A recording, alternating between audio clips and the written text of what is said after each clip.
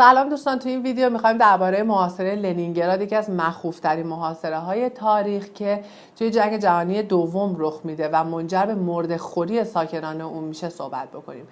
منبع ما توی این ویدیو کتاب مرده‌خواری لنینگراد اثر آناتول داروف، یکی از بازمانده‌های این محاصره هستش. لینک فایل صوتی توی قسمت توضیحات قرار داده شده. امیدوارم دانلود کنید، گوش بدید و لذت ببرید. جنگ جهانی دوم از سال 1939 شروع شد و تا سال 1945 ادامه داشت. اکثر کشورهای قدرتمند دنیا توی این جنگ شرکت کردند. این جنگ باعث کشته شدن بیش از 24 میلیون نظامی و بیش از 49 میلیون غیر نظامی شد. یکی از کشورهایی که توی این جنگ توی جبهه متفقین حضور داشت شوروی بود. روسیه پهناورترین کشور دنیا با بیش از 17 میلیون کیلومتر مربع مساحته. بیشتر وسط روسیه سرد و یخزده و غیر قابل زیسته. به خاطر همین این باعث شده که اکثر شهرهای مهم این کشور توی قسمت غربی شکل بگیره و همین هم نقطه ضعف روسیه هستش که باعث میشه از این ناحیه بیشتر مورد حمله قرار بگیره. روسیه 2 بار تا سقوط کامل پیش رفته، اما هر بار سرمایه کشنده این کشور و مقاومت جانانه مردمش این کشور را از سقوط نجات داده. تو سال 1812 ناپلئون به روسیه حمله کرد و با اینکه تا مسکو اومد مغلوب سرمایه روسیه شد. 130 سال بعد هیتلر دست به همون اقدام زد و در نهایت شکست خورد. لنینگراد یا همون سن پترزبورگ امروزی داستان غم انگیزی توی جنگ جهانی دوم داشته که این داستان توسط حمله آلمان و فنلاند که متحد آلمان بوده به این ناحیه رقم میخوره.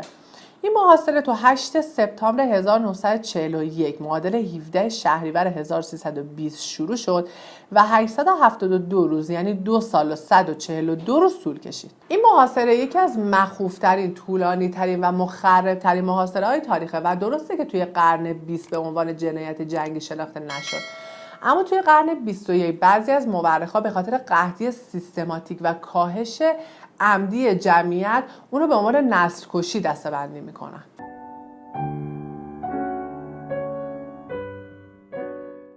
عملیات بارباروسا توسط آلمان توی 22 ژوئن 1941 معادل 1 تیر 1320 آغاز شد.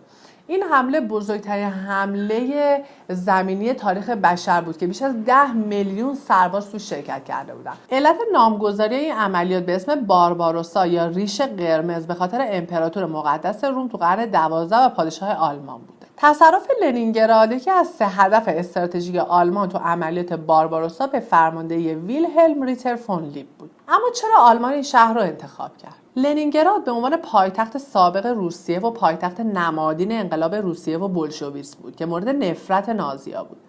تو درجه بعدی اهمیت نظامی این شهر و قدرت صنعتیش بود، چون توش کارخونه‌های اسلحه سازی زیادی بود.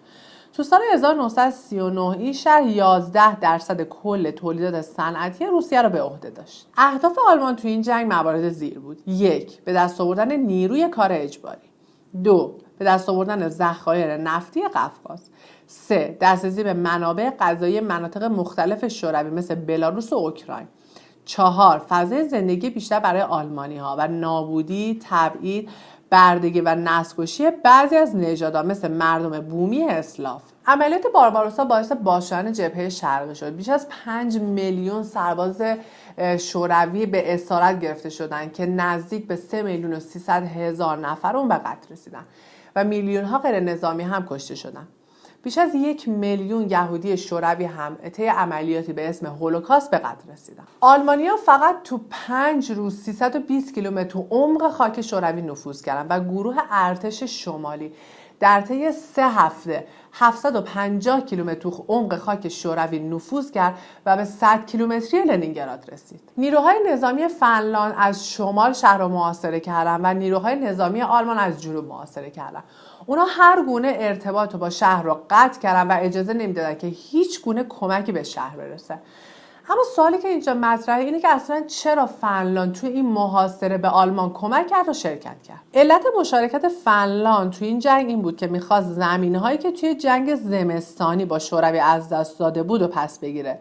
جنگ زمستانی جنگ بین شوروی و فنلاند بود. شوروی توی 30 نوامبر 1939 معادل 8 آذر 1318 3 ماه بعد از شروع شدن جنگ جهانی دوم به فنلاند حمله کرد و این جنگ بعد از 3 ماه و نیم با صلح مسکو تو 13 مارس 1940 معادل 22 اسفند 1318 به اتمام رسید. شوروی با اینکه از نظر نظامی به ویژه هواپیما و تانک از فنلاند خیلی برتر بود، تلفات جانی و مالی خیلی زیادی داد و سازمان ملل هم به خاطر همین حمله اونو اخراج کرد. علت شروع جنگ زمستانی این بود که شوروی از فنلاند خواسته بود که قسمتی از خاک خودش، به خصوص اونجایی که نزدیک لنینگراد یا سن پترزبورگ امروزی هست رو به شوروی بده.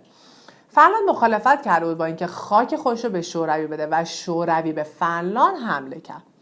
شوروی پیش بینی کرده بود که این حمله برق‌آسا باشه و به سرعت پایتخت فنلاند رو بگیره، اما مقاومت مردم باعث شد که 2 ماه شوروی نتونه هیچ پیشروی بکنه. اما در نهایت فنلاند شکست خورد و طی معاهده 9% از خاک خودش رو به شوروی واگذار کرد. آقای مهدی تدیونی تو 2 تا لایو جنگ‌های شوروی و جنگ زمستانی رو به طور کامل توضیح دادن. اگه تمایل داری که اطلاعات بیشتری کسب بکنی، به اون 2 تا لینکی که توی قسمت توضیحات قرار دادم مراجعه کنی. درماندگی نیروهای شوروی توی جنگ با فنلاند توی 2 ماه اول با اینکه برتری نظامی خیلی زیادی داشتن، باعث شد که هیتلر به این باور برسه که به سادگی میتونه شوروی رو بگیره و فنلاند هم برای بازپسگیری زمینش به هیتلر پیوست. خیلی این فضاحت شوروی در مقابل فنلاند رو با حمله روسیه به اوکراین مقایسه میکنن که قرار بود روسیه اوکراین رو طی یک عملیات برق‌آسا بگیره و کیف رو اشغال بکنه. اما الان بیش از 1 ساله که از این جنگ گذشته و روسیه تو کار خودش مونده. شاید روسیه به اونقدری که ما فکر میکنیم ابرقدرت نباشه و به قولی فقط ادای ابرقدرت رو در میاره. همونطور که گفتیم آلمان و فنلاند توی 22 ژوئن 1941 طی عملیات بارباروسا به لنینگراد حمله کردن. برنامه آلمان این بود که با کمبود غذا و سلاح باعث بشه که کم کم این شهر به قحطی برسه و دانشمندان آلمانی پیش بینی کردن که ظرف کمتر از چند هفته لنینگراد به مرز قحطی میرسه. تو روز جمعه 27 ژوئن معادل 6 تیر بیش از 1 میلیون شهروند لنینگراد با هم متحد شدن تا استحکامات این شهر رو بسازن و خطوط دفاعی متعددی توی شمال جنوب این شهر ساخته شد. در مجموع 306 کیلومتر سنگر چوبی، 635 کیلومتر سیم خاردار، 700 کیلومتر خندق ضد تانک، 5000 جایگاه الوار و تسهیلات و 25000 کیلومتر سنگر باز توسط غیر نظامیان ساخته و حفاری شد. حتی اسلحه های رزمناو شفق قطبی یا آرورا از کشتی خارج شد تا تو دفاع از لنینگراد از اونها استفاده بشه. تو 31 ژوئن معادل 9 تیر سال 1320 فنلاندیا به ارتش 23 شوروی توی تنگه کالیان حمله کردن و شوروی رو عقب روندن و به مرزهای خودشون قبل از جنگ زمستانی رسیدن. تو همین زمان هم آلمان شروع به بمبارون خطوط راه آهن لنینگراد کرد تا مانع تخلیه شهر بشه و آخرین اتصال لنینگراد هم توی 31 اوت معادل 8 شهریور با رسیدن نیروهای آلمانی به رودخانه نوا بسته شد. تو همین زمان هم بود که متفقین ایران رو اشغال کردن. همونطور که گفتیم فنلاندیا از مرز خودشون قبل از جنگ زمستانی عبور کردن و بعد از عبور از این مرز به دستور مارشال کارل ماننهیم توقف کردن. تو 6 سپتامبر معادل 15 شهریور آلفرد جودل از فرماندهی عالی آلمان رفت و با فنلاندیا صحبت کرد تا توی حمله به لنینگراد کمک کنن.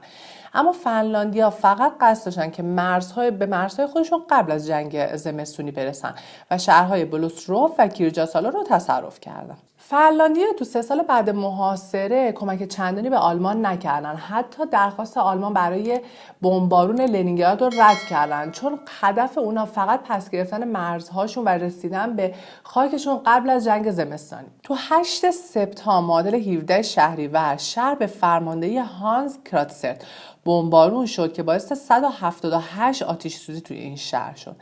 بین ماهای سپتامبر تا دسامبر یعنی شهریور تا آذر توپخانه‌های آلمان 40,000 گلوله به شهر شلیک کردند که حدود 20,000 نفر در اثر این بمبارون‌ها کشته شدند. تو 21 سپتامبر معادل 30 شهریور ارتش آلمان عملاً تصرف لنینگراد رو منتفی اعلام کرد. چون که تصرف این شهر ارتش آلمان رو موظف کرد که غذای مردم شهر رو تامین کنه. به جاش ارتش آلمان تصمیم گرفت که محاصره رو ادامه بده، اجازه ورود مواد غذایی و خروج مردم از شهر رو نده و انقدر شهر رو بمبارون کنه که مردم بر اثر قحطی و گرسنگی بمیرن. آلمانی‌ها قصد داشتن که تو اوایل سال بعد وارد شهر لنینگراد بشن. هر کی که زنده مونده رو یا به روسیه بفرستن یا اسیر کنن و به اردوگاه‌های کار اجباری بفرستن. اونا می‌خواستن که لنینگراد رو با خاک یکسان کنن و قسمت‌های شمالیش رو هم به فنلاندیا بسپرن. در واقع هیتلر معتقد بود که سن پترزبورگ باید از روی کره زمین محو بشه و مردمش باید از گرسنگی بمیرن. تو 8 نوامبر یعنی 17 آبان آلمانیا تیخوین رو تصرف کردن و این اولین اشتباه هیتلر بود، چون هوای روسیه رو به سرد شدن بود و در واقع زمستون به کمک روسا اومده بود. آلمانی‌ها نتونستن به سمت شمال پیشروی کنن و خودشون رو به نیروهای فنلاند برسونن. علت عدم توانایی ارتش آلمان توی پیشروی این بود که اولا تو کمتر از 1 ماه ارتش آلمان توی تیخوین نزدیک به 10,000 نفر تلفات داده بود. دوما آب و هوای زمستونی امکان پیشروی بیشتر اونا رو گرفته بود و سوما لشکرهایی که از این منطقه محافظت میکردن بسیار ضعیف بودن و تنها امیدشون بهره نبردن شوروی از این شرایط بود. شوروی توی 10 نوامبر یعنی 19 آبان یه ضد حمله رو با 3 لشکر به فرمانده ژنرال ژوکوف و ژنرال مرزکوف آغاز کرد که تو 9 دسامبر یعنی 19 آذر ورماخت رو مجبور به عقب نشینی از تیخوین کرد و مانع پیوستن اونا به نیروهای فنلاندی مستقر تو رودخانه سویر در ساحل شرقی دریاچه لادوگا شد. بدتر شدن شرایط آب و هوایی دفاع رو برای آلمانی‌ها خیلی سخت کرد و توی 8 دسامبر هیتلر مجبور شد که دستور عقب نشینی از تیخوین رو بده و دقیقاً 1 ماه بعد از ورود به این شهر نیروهای آلمان مجبور به تخلیه این شهر شدن. توی این حمله آلمانی‌ها مجموعاً توی 1 ماه 21530 نفر تلفات دادن که یه شکست سنگین و تلفات خیلی زیادی برای ارتش آلمان بود. تو همین زمان یعنی توی دسامبر که چرچیل توی دفتر خاطرات خودش می‌نویسه که لنینگراد محاصره شده اما گرفته نشده و توی 6 دسامبر به فنلاند اعلام جنگ میکنه و انگلیس و کشورهای تحت استعمارش مثل کانادا، استرالیا، هند و نیوزلند به فنلاند حمله میکنن.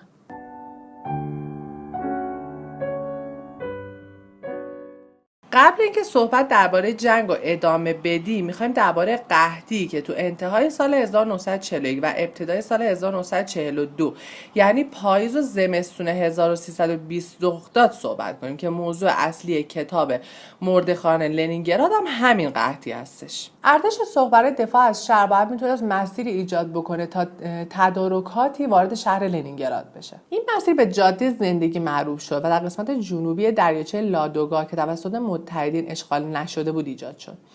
امنیت اون توسط ناوگان لادوگا، سپاه PVO و نیروی امنیتی تامین میشد. این مسیر بر روی دریاچه لادوگا بود و تدارکات از طریق این دریاچه وارد شهر میشد و غیر نظامی‌ها و زخمی‌ها از این طریق خارج می‌شدن. موقعی که دریاچه یخ نزده بود از طریق کشتی‌های کوچیک این کار انجام میشد و موقعی که یخ زده میشد سورتمه‌هایی که با اسب‌ها کشیده میشدن این انتقال رو انجام میدادن و اسب‌هایی که میمردن به داخل لنینگراد برده میشدن و از گوشت اونها تغذیه میشد. تو 22 نوامبر یعنی 1 آذر ضخامت یخ به حدی میرسید که کامیون هم میتونست ازش عبور بکنه. البته تو جاهایی که یخ نازک بود شکسته میشد و کامیون به همراه راننده و بارش به داخل آب فرو میرفت. با این حال توی روز اول 33 تن تدارکات وارد شهر شد. گفتیم که جاده زندگی به سمت لنینگراد باز شد و تدارکات وارد شهر میشد و مردم از شهر خارج میشدن. اما مشکل چی بود و چرا قحطی به وجود اومد؟ زمستون روسیه فقط برای آلمان ها مشکل ساز نبود بلکه برای خود مردم روسیه و مردم لنینگراد هم مشکل ساز بود و مشکل جایی بود که رودخونه شروع کرد به یخ زدن وقتی که رودخونه یخ نزده بود که مشکلی نبود، قایق‌ها و کشتی‌ها میتونستن رفت آمد کنن و تدارکات رو وارد کنن و غیر نظامی‌ها و زخمی‌ها رو خارج کنن. و موقعی هم که ضخامت یخ زیاد میشد باز هم مشکلی نبود، سورتمه‌ها و کامیون‌ها رد میشدن. مشکل جایی بود که ضخامت یخ نازک بود و نه میتونست کشتی و قایقی رد بشه و نه میتونست سورتمه و کامیونی از روی اون رد بشه. تو همین زمان بود که باید صبر میکردن تا ضخامت یخ به حد مشخصی برسه و امکان انتقال تدارکات توی این بازه نبود. البته اینو بگم که کلا شوروی و روسیه فعلی ید طولایی توی سپر قرار دادن مردم خودش داره و موقعی که محاصره لنینگراد آغاز شد در ابتدا استالین اجازه خروج مردم و تخلیه شهر رو نداد و گفتش که مردم باید مقاومت کنن. و وقتی محاصره شهر تکمیل شد باز هم اولویت خروج مردم نبود و در ابتدا 10,000 تا تکنسین کارخونه های بولشوی و کیروف خارج شدن و بعد صنایع حیاتی شوروی انتقال داده شد و بعد تازه از فوریه 1942 یعنی از بهمن ماه تخلیه مردم آغاز شد. گرسنگی، سرما و شیوع تیفوس توی 2 تا زمستون سال 1941 و 1942 باعث مرگ بیش از 600,000 نفر شد. تا ژانویه سال 1942 تقریبا همه اسب‌ها توی این شهر خورده شده بودن و روحیه سربازا به قدری ضعیف بود که هزاران تن از اونا به سمت نیروهای آلمانی برای نجات جونشون فرار کرده بودن. 872 روز محاصره باعث قحطی شدید شد که منجر به کشته شدن 1.5 میلیون سرباز و تخلیه زنان و کودکان شد که بسیاری از اونا حین تخلیه به دلیل گرسنگی یا بمبارون می‌مردن. گورستان پیسکاریوفسکویه توی لنینگراد 500,000 از این کشته شده‌ها رو توی خودش جا داده. گرسنگی به ویژه تو زمستون 1941 و 1942 عامل اصلی کشتار غیر نظامی‌ها بود. از نوامبر 1941 تا فوریه 1942 یعنی از آبان تا بهمن 1320 جیره غذایی روزانه فقط 125 گرم نون بود که 50 تا 60% خاکره و بقیه مواد غیر قابل خوردن بود. مردم توی خیابونا می‌مردن و دیدن مرگ انسان‌ها تبدیل به یک چیز عادی و روزمره شده بود. قحطی به قدری شدید بود که توی زمستون سال 1941 و زمستون سال 1942 بعضی از مردم به آدمخوری رو آورده بودن، اما مدارکش تا سال 2004 منتشر نشد. در واقع خوردن آدم‌ها موضوعی که فقط توی داستان‌های ترسناک دیده میشه، اما توی این دوره تبدیل به واقعیت شد. دیمیتری لازاروف روزنامه‌نگار تو بدترین لحظات محاصره دختر و خواهرزادش رو به یاد میاره که یه آهنگ رو میخوندن که قافیه‌اش مربوط به قبل جنگ توی مهد کودک‌ها بوده. من ترجمه این شعر رو به فارسی براتون میخونم. یه دیستروفی راه میرفت با نگاهی کسل کننده. اون در یک سبد جسد حمل میکرد. من برای ناهار گوشت انسان میخورم. اوه غم گرسنگی و برای شام واضح هست. به بچه کوچولویی نیاز دارم. من همسایه ها رو میگیرم. او را از گهواره‌اش بدزدید. دختری به نام تانیا ساویچوها که 11 سال داشت یادداشت‌های درباره گرسنگی، مرگ خواهر، مادر بزرگ، برادر، عموها و مادر خودش نوشته. 3 یادداشت آخر شامل ساویچوف درگذشت، همه مردن و تنها تانیا باقی مانده است بود که این دفتر خاطرات توسط دادستانی تو دادگاه نورنبرگ استفاده شد. این دختر مدت کوتاهی بعد از محاصره درگذشت. فایل‌های انکاویدی اولین مورد استفاده از گوشت انسان رو مربوط به 13 دسامبر 1941 یعنی 22 آذر میدونن که 2 مورد ثبت شده بوده. اولی مادریه که نوزاد خودش رو خفه میکنه تا 3 فرزند بزرگترش رو غذا بده و دومی لوله کشیه که همسر خودش رو میکشه تا پسرها و خواهرزاده هاش رو سیر کنه. انکاویدی شروع به دستگیری آدمخوارا میکنه. آدمخوارا به 2 دسته تو اون بازه تقسیم میشدن: جسدخوار و زنده‌خوار. زنده‌خوارا که درجا تیربارون میشدن و جسدخوارا محاکمه میشدن. توی آوریل سال 1942 300 نفر بر اثر آدمخواری دستگیر شده بودن که فقط 44 نفر اونها زنده‌خوار بودن و بقیه جسدخوار بودن.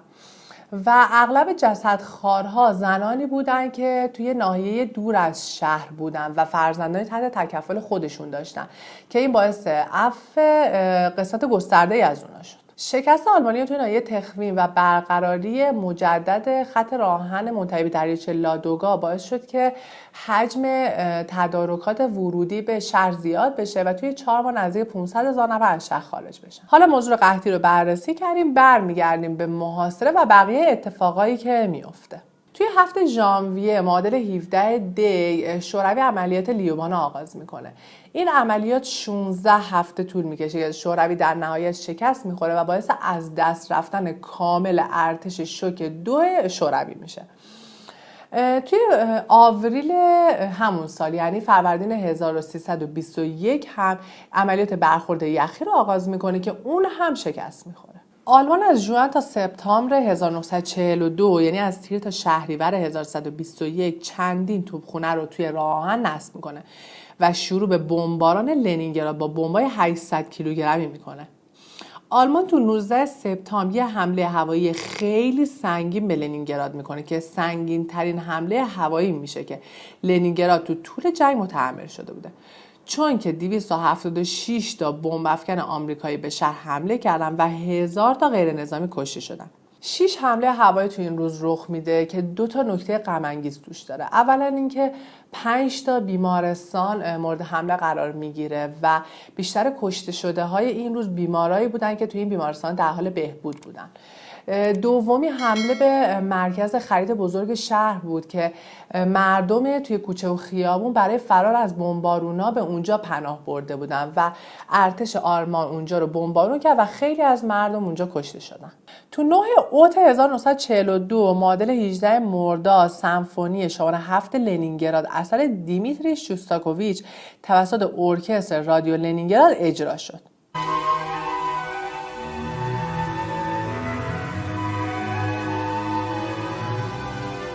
این سمفونی با بلندگویی که توی سراسر شهر نصب شده بود و به سمت خطوط دشمن هدایت میشد پخش میشد.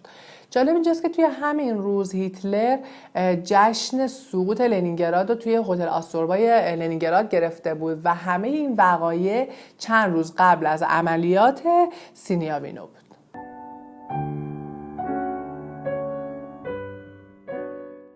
عملیات سینیاوینو عملیاتی بود که توی 19 اوت سال 1942 معادل 28 مرداد توسط نیروهای شوروی برای شکستن تصرف لنینگراد صورت گرفت.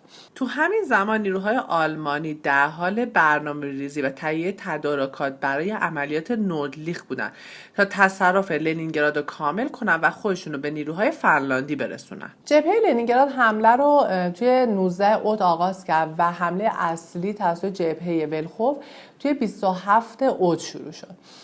آلمانیا توی 28 اوت عملیات نوردلیخت رو منحل کردن و همه نیروهاشون رو برای دفع حملات شوروی فرستادن. ضد حمله‌های اولیه آلمان‌ها شکست خورد، اما نیروهای شوروی هم نتونستن پیشروی بکنن. بعد یک بنبست 10 روزه نیروهای آلمانی به طور قابل توجهی تقویت شدن و توی 21 سپتامبر معادل 31 شهریور به نیروهای شوروی حمله کردن. بعد 5 روز نبرد سنگین نیروهای آلمانی به هم رسیدن و نیروهای شوروی رو در هم شکستن. این نبرد تا 15 اکتبر یعنی 23 مهر ادامه داشت. نیروهای شوروی شکست سنگینی خوردن، اما از طرف دیگه آلمان‌ها هم تلفات خیلی سنگینی دادن و همین باعث شد که عملیات تصرف نوردلیخ به طور کامل لغو بشه. عملیات ایسکرا تو 12 ژانویه 1943 یعنی 22 دی 1321 در حالی که 18 ماه و 22 روز از محاصره میگذره و تمام عملیات‌های قبلی شوروی برای نجات لنینگراد شکست خورده شروع شد. اما قبل از اینکه درباره این عملیات صحبت بکنیم باید درباره جنگ استالینگراد که هیتلر تو شکست خورد و شوروی را آماده حمله به آلمان کرد یه صحبتی بکنیم. نبرد استالینگراد جنگ بزرگ تو جبهه شرقی بود که از 12 سپتامبر 1942 شروع شد و تا 2 فوریه 1943 معادل 21 شهریور تا 13 بهمن 1321 طول کشید و توش آلمان نازی و متحداش برای گرفتن شهر استالینگراد با شوروی جنگیدن. استالینگراد به عنوان یک مرکز صنعتی و حمل و نقل بزرگ در رودخانه ولگا برای هر دو طرف اهمیت استراتژیک داشت. هر کسی که استالینگراد رو کنترل میکرد در واقع به میادین نفتی قفقاز دسترسی داشت و کنترل رودخونه ولگا را به دست میگرفت. یکی از اهداف آلمان کاهش ذخایر سوختی کشور شوروی بود. به خاطر همین همه تلاشش رو میکرد که توی عمق خاک شوروی نفوذ بکنه و کنترل میادین نفتی قفقاز رو به دست بگیره. به خاطر همین نبرد استالینگراد رو راه انداخت که این جنگ نقطه عطفی توی تاریخ اروپا به حساب میاد. علتش هم این بود که ارتش ورماخت تلفات خیلی سنگینی توی این جنگ داد و برای جبران این تلفات مجبور شد که یه بخش عمده از نیروهاشو از مناطق دیگه اشغال شده اروپا فرا بخونه. این جنگ با شکست 6 ارتش صحرایی گروه بی ارتش آلمان از جمله انهدام ارتش ششم نازی و یک لشکر کامل از ارتش 4 به پایان رسید و این شکست به ارتش سرخ انرژی داد تا توازن قوا رو به سمت شوروی تغییر بده. موضوع ویدیو نبرد استالینگراد نیست و ما توی ویدیوی دیگه مفصل درباره اون صحبت میکنیم. فقط خواستیم بگیم که پیش زمینه‌های شکست آلمان توی شوروی چی بوده و حالا میریم ادامه عملیات ایسکرا. این عملیات توسط جبهه لنینگراد ارتش سرخ، جبهه ولخو و ناوگان بالتیک از 12 تا 30 ژانویه 1943 یعنی 22 دی تا 10 بهمن 1321 انجام شد. هدف این عملیات ایجاد یک ارتباط زمینی با لنینگراد بود. بعد یک نبرد سنگین ارتش سرخ بر استحکامات آلمان توی جنوب دریاچه لادوگا غلبه کرد. این عملیات موفق بود و جاده‌ای به عرض 8 تا 10 کیلومتر به سمت لنینگراد باز شد. به سرعت یک راهن توی این منطقه کشیده شد و اسلحه و مواد غذایی بیشتری نسبت به جاده زندگی وارد این شهر شد و احتمال تصرف این شهر توسط فنلاند و آلمان به شدت کاهش پیدا کرد. البته باید بگیم که ارتش سرخ نتونست توی این عملیات کاملا محاصره رو برطرف بکنه. محاصره تا 27 ژانویه 1944 یعنی 6 بهمن 1322 ادامه داشت. تو 14 ژانویه یعنی 23 دی گروه‌های ولخوف و لنینگراد به همراه بخشی از جبهه دوم بالتیک به ارتش آلمان حمله کرد. 2 هفته بعد ارتش سرخ کنترل راهن مسکو لنینگراد رو به دست گرفت و تو 26 ژانویه استالین اعلام کرد که محاصره لنینگراد به اتمام رسیده و آخرین نیروهای آلمانی تو تاریخ 27 ژانویه از حومه جنوب شرقی شهر بیرون رونده شدند. آلمانی‌ها 72,000 نفر تلفات دادن، 85 قبض توپ کالیبر 15 تا 40 را از دست دادن و تا 100 کیلومتر از شهر لنینگراد تا رودخونه لوگا عقب رانده شدند. نیروهای دفاعی فنلاند هم به سمت دیگه خلیج ویبورگ و رودخونه وکسی عقب رانده شدند و محاصره لنینگراد با تلفات سنگینی از هر دو طرف به اتمام رسید. محاصره 2.5 سال طول کشید و باعث بزرگترین ویرانی و بیشترین تلفات جانی شد که تا به امروز توی شهر مدرن رخ داده.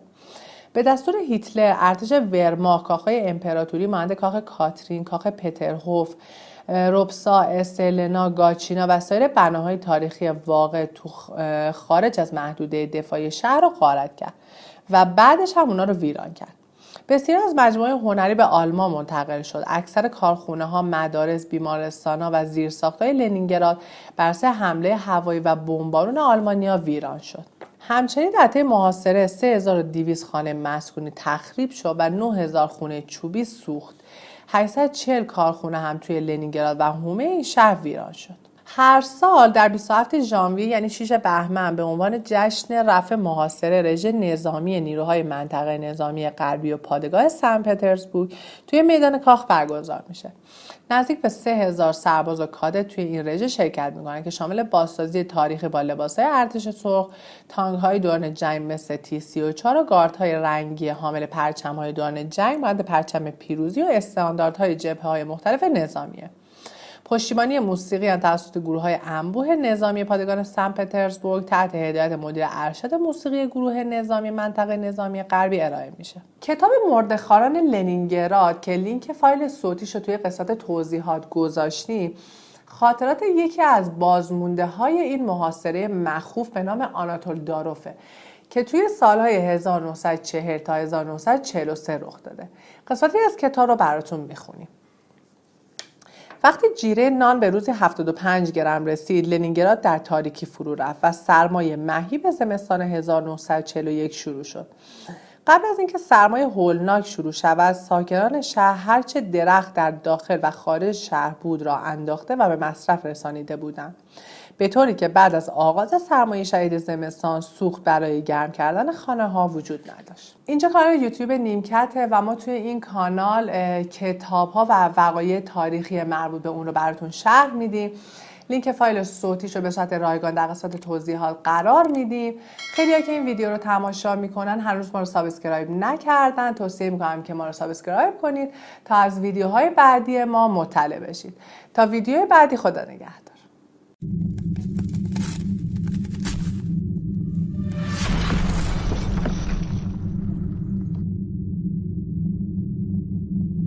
بابا آمریکا مردم خودش رو بهش اهمیت میده. یعنی طرف برمیگره میگه من آمریکاییم، یعنی من خیلی گندم.